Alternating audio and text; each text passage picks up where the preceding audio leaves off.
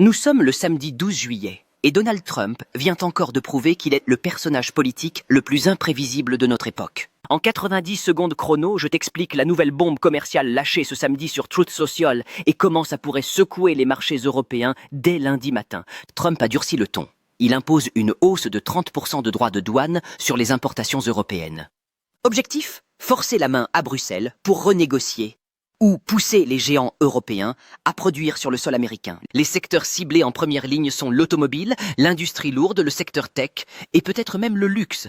Et ce qui est totalement dingue, la semaine dernière, il avait repoussé la deadline du 9 juillet au 1er août pour laisser du temps aux accords. Résultat ? Il annonce finalement que les surtaxes seront bel et bien effectives dès le 1er août. C'est ce qu'on appelle une diplomatie. Version bulldozer. Cette sortie ravive la guerre commerciale, alimente la volatilité et installe une tension croissante entre Washington et Bruxelles, mais pas que puisque d'autres pays sont concernés. Ici, je fais un focus sur l'Europe.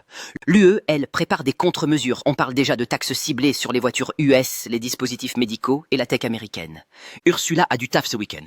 Sache quand même que certains secteurs, comme le luxe, d'autres deals peuvent se conclure. On parle ici de lobbying. Et les marchés, alors ? Donald lance tranquillement cette bombe entre deux sessions de golf, un samedi, alors que les marchés sont fermés.